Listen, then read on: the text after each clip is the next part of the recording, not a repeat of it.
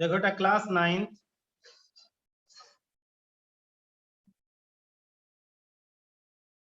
Maths chapter 6 exercise 6.2 figure में क्या कहा है? Find the value of x and y and then show that A B parallel C D. आपको जो figure में ए बी और सी डी पैरेलल दिखाई दे रही है, एक्चुअली पैरेलल है नहीं। आपको ये पैरेलल क्या करनी है? प्रूव करनी है। लेकिन उससे पहले आपको एक्स और वाई की वैल्यू फाइंड आउट करनी है। तो देखो इस रिलेशन से तो एक्स की वैल्यू आ जाएगी 50 प्लस एक्स लीनियर पेयर, यानी 50 plus x equal to 180। X की वैल्यू आ जाएगी 130 और ये वर्टिकल अपोजिट एंगल से वाई की वैल्यू आ जाएगी, ये भी आ जाएगी 130। तो ये भी 130, ये भी 130 और दोनों ही अल्टरनेट इंटीरियर एंगल हैं, इसलिए हम कहेंगे if alternate interior angles are equal then lines are parallel. ठीक है, देखना बेटा फिगर में जैसे हमने डिस्कस किया 50x प्लस 50 इक्वल टू 180 लिख देंगे लीनियर पेयर, इससे x की वैल्यू आ जाएगी 130। फिर दूसरी तरफ y इक्वल टू 130 हो जाएगा फिगर के according vertically opposite angle. x और y दोनों ही 130 के इक्वल है और x और y दोनों अल्टरनेट इंटीरियर एंगल है, इसीलिए ए बी और सी डी पैरेलल होंगी। क्यों? जब अल्टरनेट इंटीरियर एंगल इक्वल होंगे तो लाइन क्या होंगी? पैरेलल होंगी। तो इस तरह से आपको क्वेश्चन रिप्रेजेंट करना पड़ेगा। ठीक है,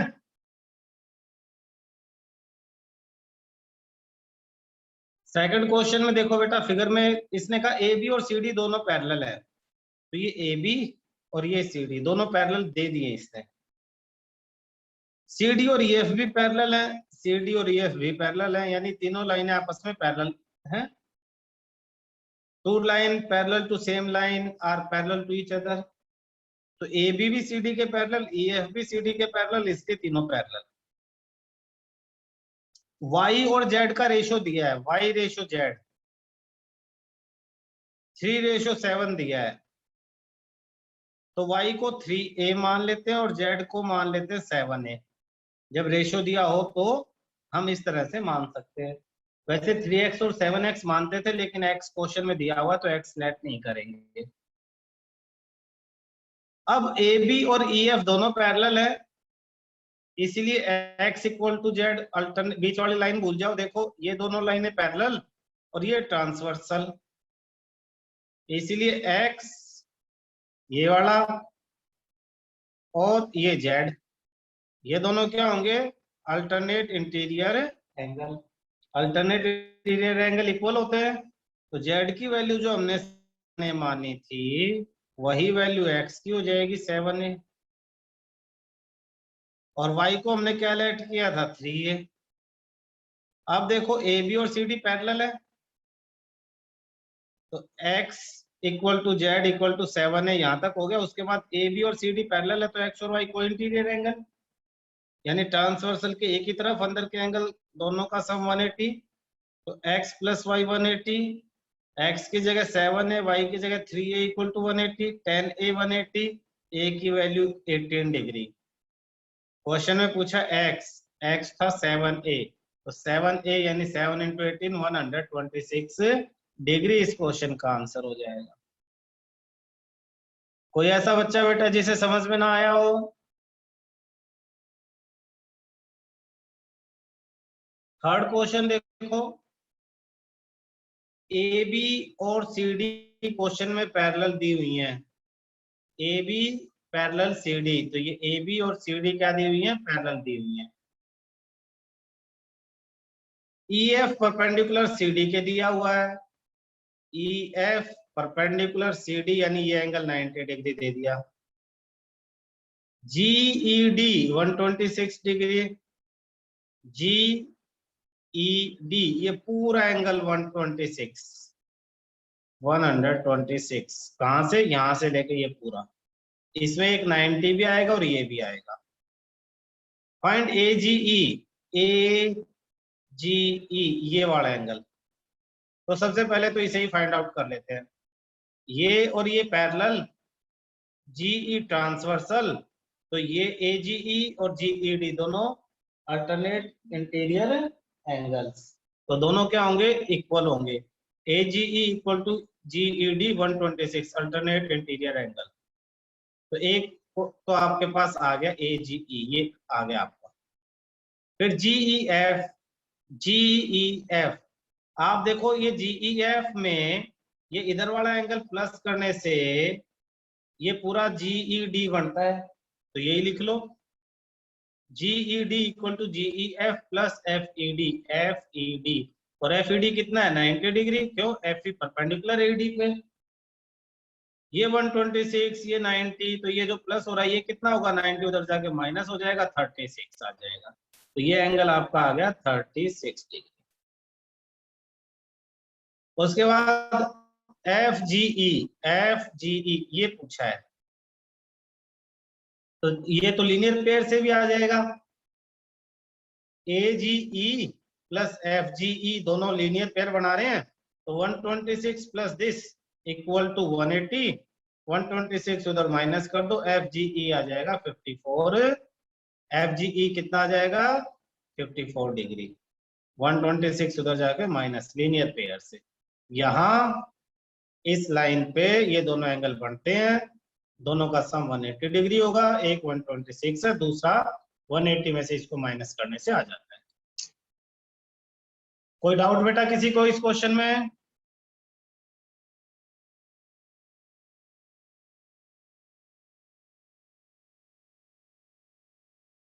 फोर्थ क्वेश्चन, 7th क्लास में भी तुमने बिल्कुल ऐसा ही क्वेश्चन किया था।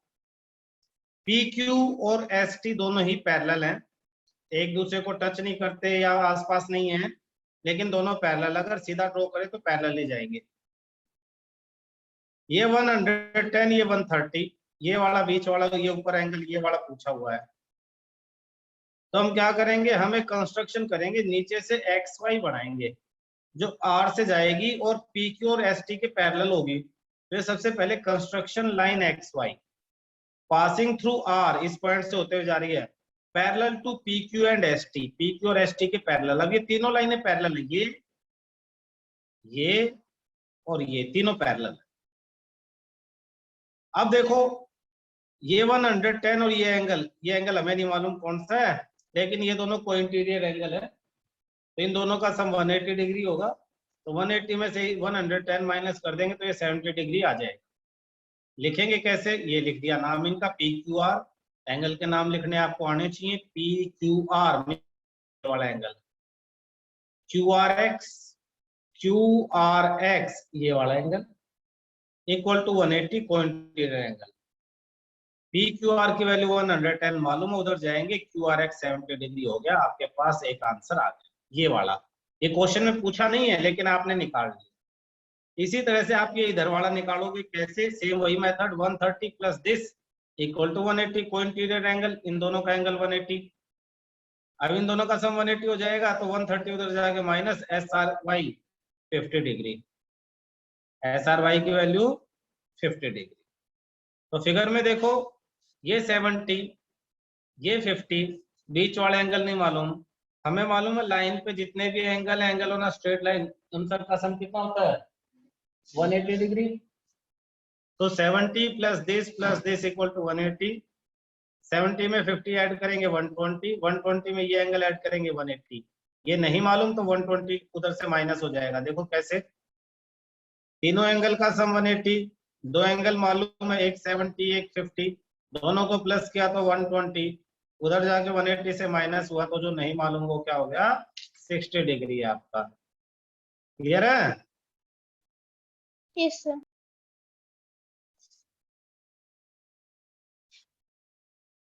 फिगर में AB और CD पैरेलल हैं, क्वेश्चन में दे दिया।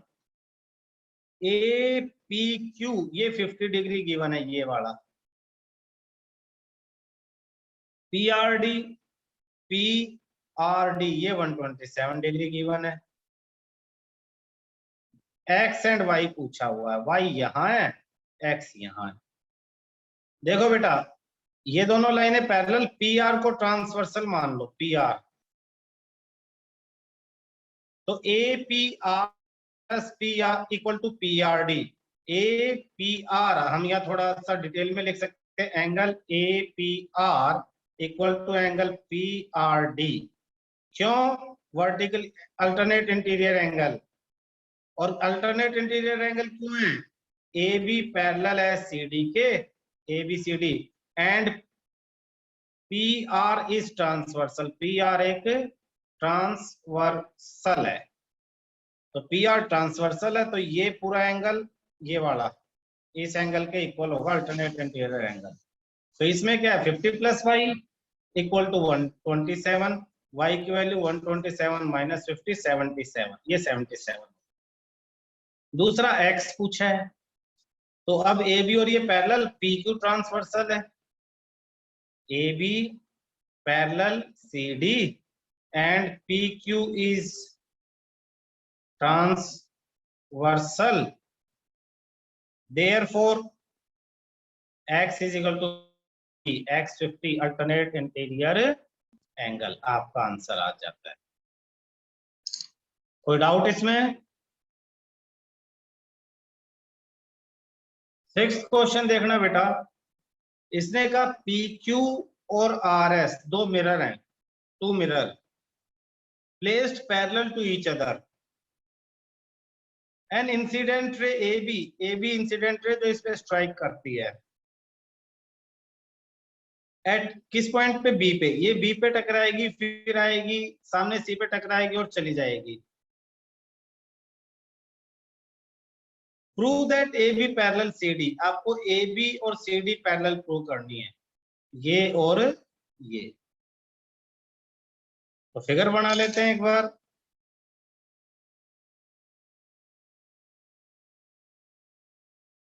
आपको गिवन है बेटा कि A B C D P Q parallel R S, ये गिवन है। फिर आपको प्रूव क्या करना है, to prove A B parallel C D, इसके लिए क्या करेंगे, construction, draw M B perpendicular P Q at B and N C perpendicular R S at C, meaning B, यानी यहां पे एक परपेंडिकुलर ड्रॉ कर देंगे, एम बी परपेंडिकुलर है ये, और एक यहां पे परपेंडिकुलर ड्रॉ कर देंगे, एन सी। प्रूफ देखना, बी एम पैरेलल हो जाएगा सी एन के, क्यों? Perpendiculars on the parallels are also parallel, दो लाइनें जो पैरेलल है उन पे परपेंडिकुलर ड्रॉ करोगे, परपेंडिकुलर भी पैरेलल होंगे, perpendiculars on parallel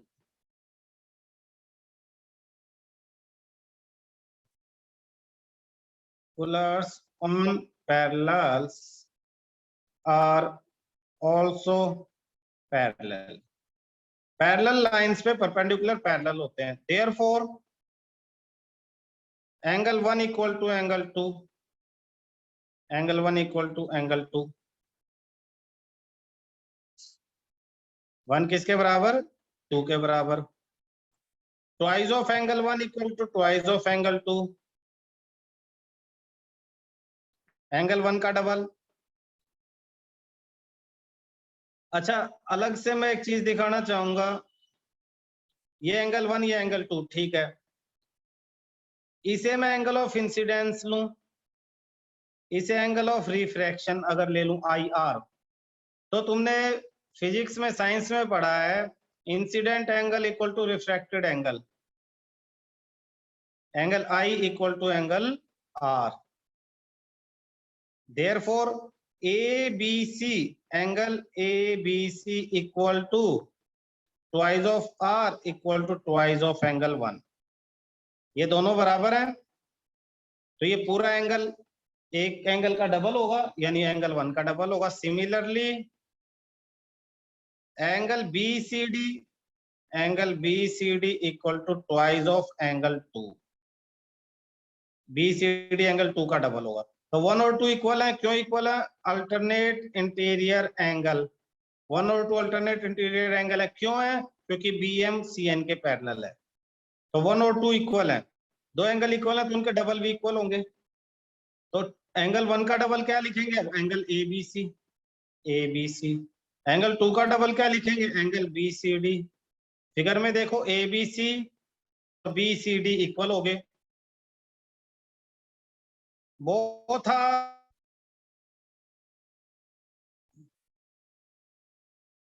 also alternate interior angles, दोनों alternate interior angle भी हैं।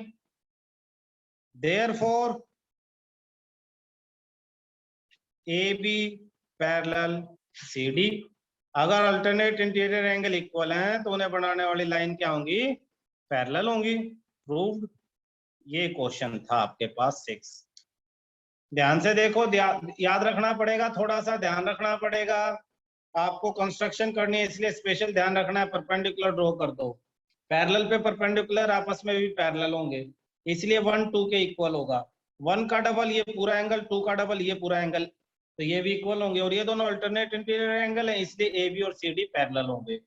इतना सा ही काम आपको इसमें करना है, ठीक है।